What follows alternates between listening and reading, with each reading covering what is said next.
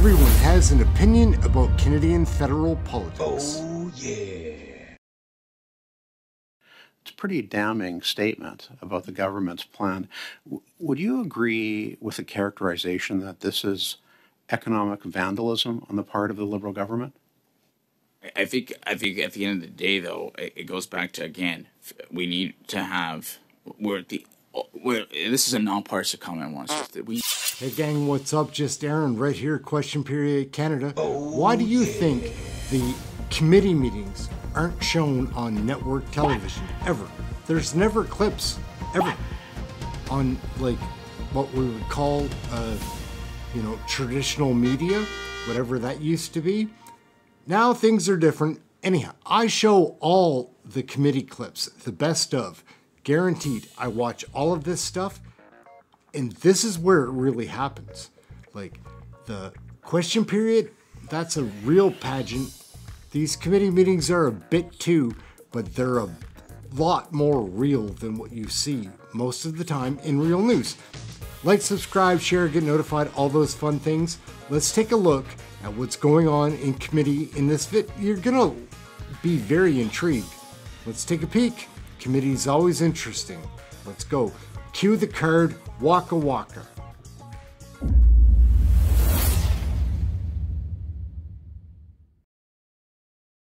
Focus on equality and fairness for all Canadians. Equality and fairness for all very Canadians. much. Mr. Morantz, please. Mr. Chair, Mr. Greco, I wanted to spend a little more time on Mr. Beatty's letter because it's quite interesting. He says the part where he talks about the inclusion rate will only affect a small number of Canadians is misleading. He goes on to say 1 in 5 Canadian companies are likely to be directly impacted over the next 10 years, and the effects of this tax hike will be borne by all Canadians, directly or indirectly, either through diminishing creation of new companies and jobs, reducing the availability of medical practitioners, eroding pension returns, altering the delicate risk-reward balance of countless investments, or threatening the retirement plans of millions of Canadians who pin their plans on the proceeds of selling a family cottage or a small business grown over a lifetime. It's a pretty damning statement about the government's plan. Would you agree with the characterization that this is economic vandalism on the part of the Liberal government? I think at the end of the day, though, it goes back to, again, we need to have, this is a non-partisan comment once, that we need to have fairness in the tax system for all Canadians. And right now, I think, again, when you have tax expense carve-out policies, that just is a signal to the rest of the world. What do we do in terms of investment in Canada? Yeah. And speaking of fairness, I want to return back to this example because I don't think we spent enough time on it.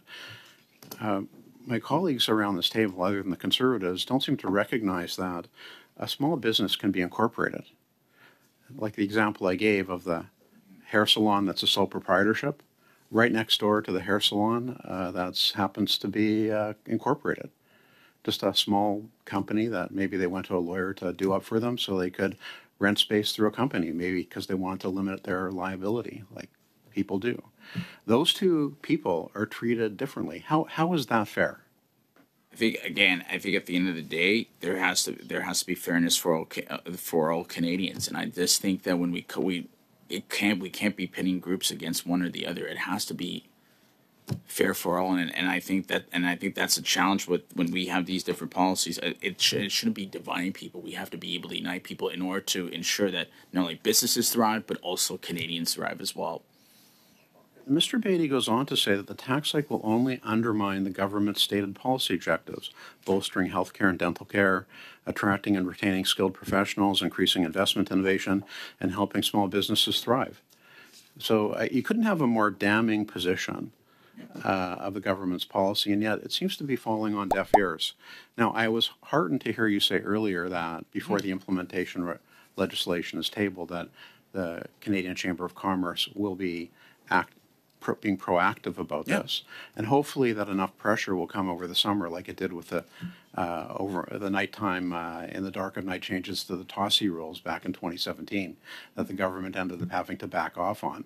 I suspect that a similar thing is going to happen over the summer when businesses, small businesses, wake up and realize that they're getting screwed over by the government again. But do you believe that the Chamber of Commerce will be mounting an exercise to push the government into withdrawing these changes? Let's continue with advocate. Our position is our position that was in the letter, and we continue to push advocacy for those changes. Thank you very much. Thanks. Mr. Baines, please. So gang, that's another wild one right there. I'm not gonna try to tell you what to think about what you just saw. You're a Canadian, you can make up your own mind, but I do want you to come back and watch some more of the wild videos that we collect. We've got this network happening now, and also if you're interested in a live chat in a fun stream, we watch the question periods daily, all of them. It's a great community. It's a fun chat. Come check us out. Like, subscribe, get notified, all that fun stuff. Comment. I love the comments. And especially just come back. I just want you to come back. Not going to try to sell you anything.